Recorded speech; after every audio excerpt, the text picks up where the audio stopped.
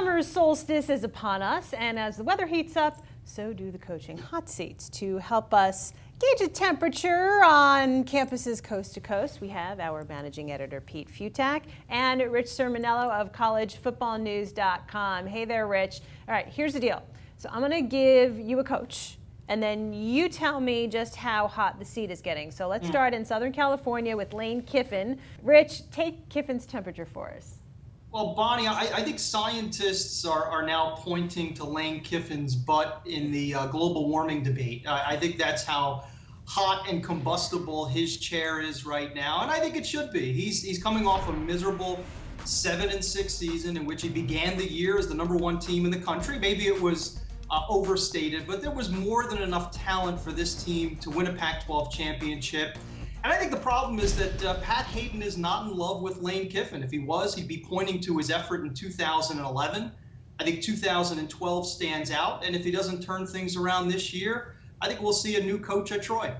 I just want to say before you give your comment, I really appreciate the butt reference because considering Sanchez is a USC guy and I spend time in New York, that's become pretty commonplace in Jets vernacular. Yeah, so Rich, thank you for that. Climate change might not be a myth, but I think this whole idea that Lane Kiffin is on a hot seat is a little bit of a media creation. You're right that Hayden's not absolutely in love with him. However, I think there's this perception that he's going to be fired if he goes anything but finishes with anything but a Pac-12 title. There is the realization there that, it was a little bit of a regression to the mean. 2 years ago, they overplayed themselves. Last year, they underachieved. Obviously, that bowl performance was awful. But at the end of the day, I think he's fine as long as he comes close. 8-4 with an eye on the future. There's still the realization there that they've got to deal with the sanctions. They're getting over all these scholarship restrictions.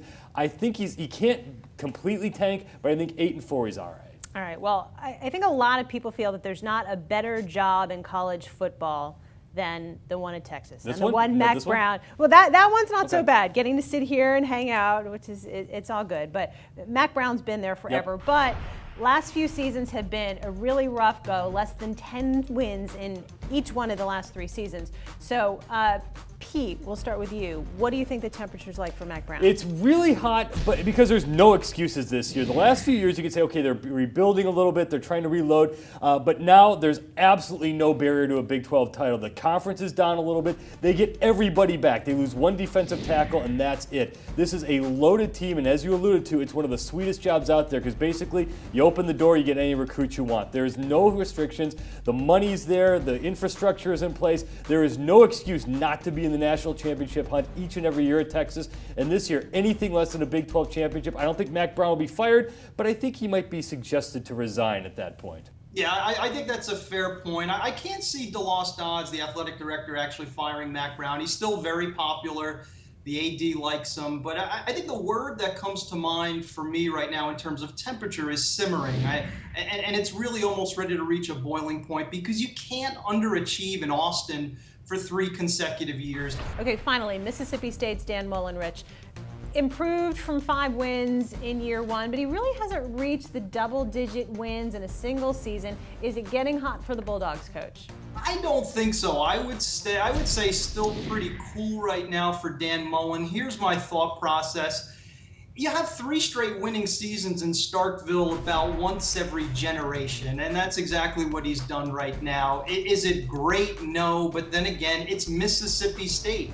I don't think he's on a hot seat. Yes, if he goes 4-8, they might make a change. But if he does, somebody will snap him up in a heartbeat. He is still one of the hottest coaching prospects out there. Pete, Rich, good stuff. Enjoy what's left of the summer solstice. Yeah. Well, who are college football's top transfers to keep an eye on? Check out which players we are following for Follow Friday only on CampusInsiders.com.